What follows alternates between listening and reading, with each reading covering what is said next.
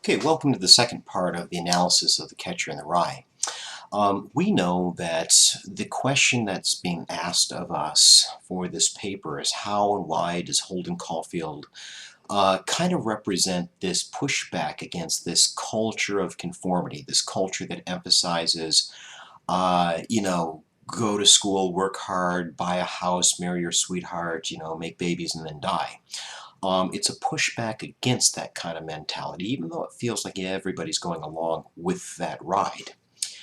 One of the things that inevitably comes up, and I don't care if you're talking about this in the context of a history class, English class, philosophy, doesn't matter. The issue of phonies. As a matter of fact, the most famous, maybe infamous would be a better way of putting it, the most infamous mention of phonies as it relates to The Catcher in the Rye in American popular culture would probably be the 1980 assassination of John Lennon, the former frontman for the Beatles. The guy that assassinated Lennon was a guy by the name of Mark David Chapman, who felt that Lennon himself was a phony and primarily responsible for the breakup of the rock and roll band, generally speaking. And he had this fascination with the book, The Catcher in the Rye. And there are a lot of leading experts that believe that what Chapman believed was that when he assassinated John Lennon, that he himself would become this Holden Caulfield of American life for offing, so to speak, this alleged phony. Okay. So phony, you see the word being brought up again and again and again, and Holden Caulfield uses it in a variety of different settings. So what I'd like to do to begin with is kind of go through some of the ways in which he uses, some of the reasons that he's so annoyed with people that present themselves, as he puts it, as phonies. So let's dig in. One of the things that he really has some disdain for are the movies, because in his mind he sees this as something that provokes fake emotions or stereotypical roles. In other words, people that are acting one way or another simply because they feel that that's what society expects them to do or to believe. Um, I think he's kind of missing the whole point of the idea of film or a play or a pretend or anything like that, generally speaking. But stay with me for a second. Now, I am in chapter 4, and in my book, again, it's probably pretty similar to yours, though. Chapter 4, I'm on page 29. Toward the top of the page, it starts out, I got bored sitting on the washbowl. I got bored sitting on the washbowl. He's visiting with his roommate, a guy by the name of Stradlater, and Stradlater's shaving, and he's kind of just keeping him company. Anyway, Holden Caulfield says, I got bored sitting on that washbowl after a while, so I backed up a few feet and started doing this tap dance just for the hell of it. I was just amusing myself. I can't really tap dance or anything, but it was a stone floor in the can, and it was good for tap dancing. I started imitating one of those guys that I see in the movies, in one of those musicals. I hate the movies like poison, but I get a big bang out of imitating them. That's kind of ironic in the sense that he hates the movies for provoking false emotions, but he himself is imitating people in the movies. So it's kind of like him being quite hypocritical. Okay. But another instance in which we see Holden Caulfield refer to somebody as a phony is in chapter 17, and it's about 4 or 5 pages deep. I'm on page 127, and it's in the middle of the page. I'm not going to be able to point you much more certain than that. I'll give you a reference here in a second. But he's talking about this in the context of his date with Sally Hayes. This is after he'd been thrown out of Pensy and he's trying to bide his time before he has to go home and face the music with his parents. And he asks her out, and they get to talking and things of that sort. Okay? So they're in this club, and I'm a little bit more than halfway down on page 127. Big, big deal. Big, big deal. You should have seen him when old Sally asked him how he'd like the play. They're talking about this in the context of after seeing this musical. Anyway, big deal. You should have seen him when old Sally asked him how he liked the play. He was the kind of phony that have to give themselves room when they answer someone else's question. He stepped back and stepped right on some lady's foot behind him. He probably broke every toe in her body. He said the play itself was no masterpiece, but that the Lunts, of course, were an absolute angels. Angels, for Christ's sake, angels. That killed me. Then he and old Sally started talking talking about a lot of people they both knew. It was the phoniest conversation you ever heard in your life.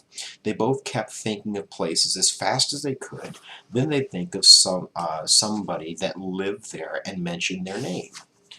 There's a lot of different things that you could call this in 21st century American life. Um, Name dropping seems to be one of those ones where you go out in a group and you try to, I don't know, list the people that you know, people that could loosely be considered famous people, people that you've met. And why do you do this? Why do you name drop? Think about it. Why do you name drop? Because you want whoever it is that you're talking to think what a big important person that you must be. I mean, if you're rubbing elbows with all these famous people, then that must mean that you're a pretty important person. And here we can clearly see, a conversation in that very light. And Holden Caulfield can't stand it. Okay. I venture to guess that many of you have had this experience where somebody is putting on airs, trying to present themselves as something that they're clearly not. In the case of this guy that he's referring to, he's a phony because he probably doesn't know the first thing about theater, or he's no theater critique, but he is certainly presenting himself as such. So he's a phony, at least in Holden's mind. One last example, and then we'll connect this to the background of our class. Open up to chapter 22. Okay, now in my book, I'm on page 167, so it's probably thereabouts. It's on the first few pages of chapter 22. Now, he has made it home to New York at this particular time, and he is talking to his kid sister Phoebe. Now, he's made mention of Phoebe before. He likes Phoebe because he feels like you can tell anything that you want to tell her, and she's not going to judge you, and she's just a great person to be around. He constantly says, you'd like her, you'd like her. Anyway, he's having this conversation with Phoebe, and it's revolving around what he's going to do now that he's been kicked out of Pensy. So go to the middle of the page there on 167. It's about 2 pages deep into chapter 22. It starts out, and he's speaking to her. Oh God, Phoebe, don't ask me. Oh God, Phoebe, don't ask me. I'm sick of everybody asking me that, I said. A million reasons why. It was one of the worst schools I ever went to. It was full of phonies.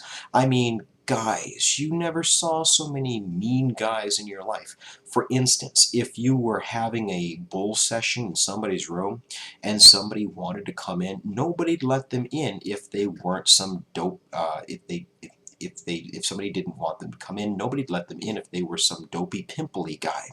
Everybody was locking their door when somebody wanted to come in, and they had these goddamn secret fraternity that I was too yellow not to join. There was this one pimply, boring guy, Robert Ackley, who he's mentioned before, that wanted to get in. He kept trying to join, and they wouldn't let him, just because he was boring and pimply. I don't even feel like talking about it. It was a stinking school. Take my word. So, again, I'm willing to bet that most of you have had this experience at some point or another in your life. People don't really know why they do what they do. In his case, join this fraternity. They just do it because they feel like they should be doing it. I mean, people want to be accepted. They want to go along with the crowd. Nobody wants to be on the outside looking in. It's a herd mentality.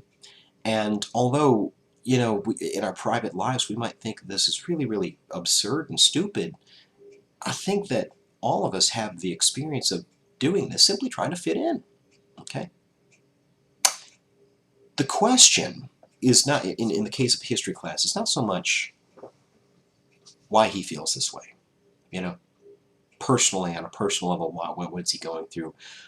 As historians, we're not nearly as touchy-feely as your English people are, for better or worse. But in any case, I do need you to realize that there is a political backdrop. There's a social backdrop that we need to be aware of in the context of 1950s era America. One of the things that we were talking about around about this time period, around about the same time period that I gave you the lecture entitled The Affluent Society, the Second Red Scare. Now, we know that it's called the Second Red Scare primarily because in 1919 we had the First Red Scare, a deep-seated fear of radicalism and communism in particular. Okay, 1917 was the year that the Soviet Union had gone over to communism, and there are a lot of people here in the United States that are very worried that the same thing could happen here at home. We had always had this deep-seated fear of radicalism, and it kind of fell by the wayside in the 20s, much of the 30s, most of the 40s, but it comes back with a vengeance at the end of the 1940s, especially in the context of the growing antagonisms between the United States and the Soviet Union.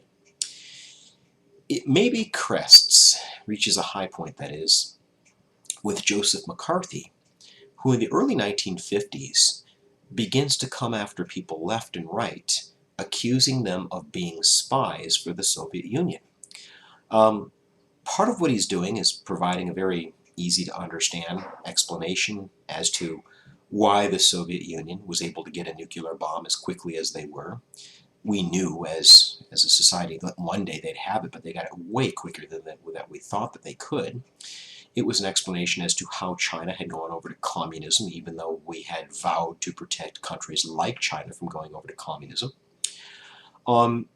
People were willing to believe this explanation, that communists had actually infiltrated our highest levels of government and were actively and knowingly working to aid the enemy in a lot of different instances.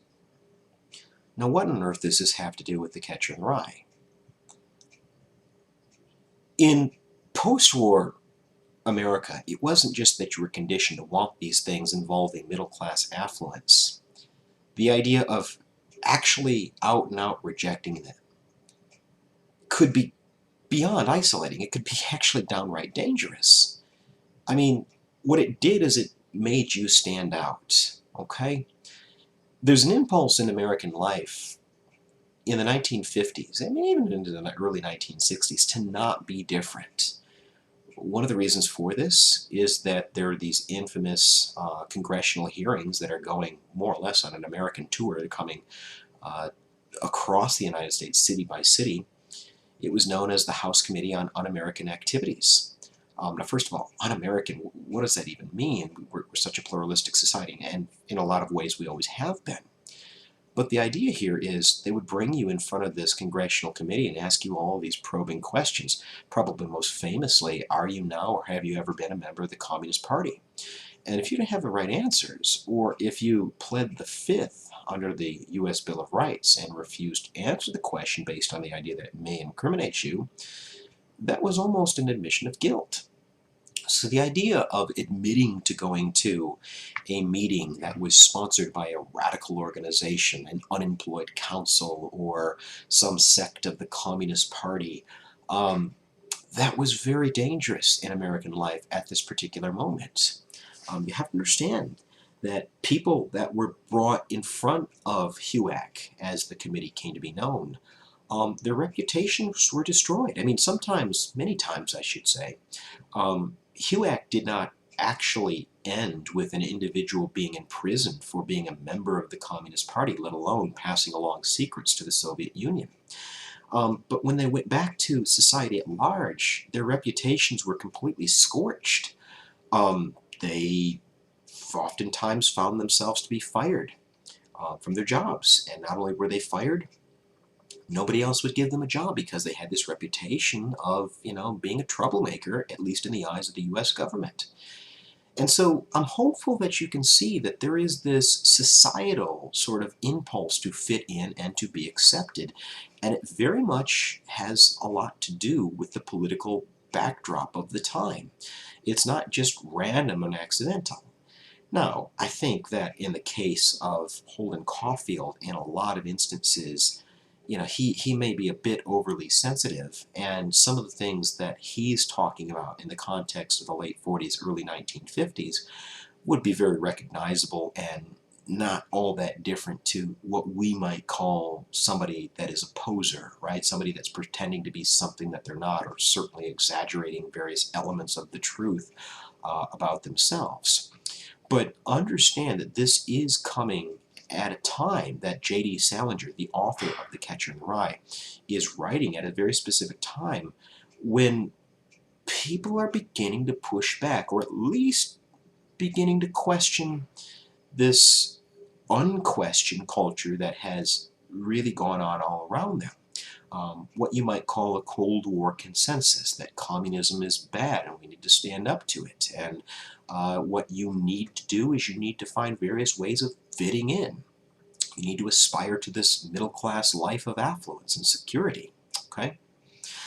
So I'm hopeful that what these resources have provided you is not only a few stepping stones to begin your paper and moving your brain in the right direction, but a better understanding of post-war American life, socially, politically, culturally.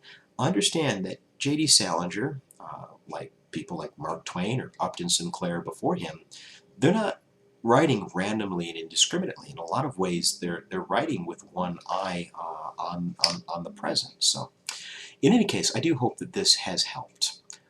If there's anything that I can do to be of more help, please don't hesitate to let me know.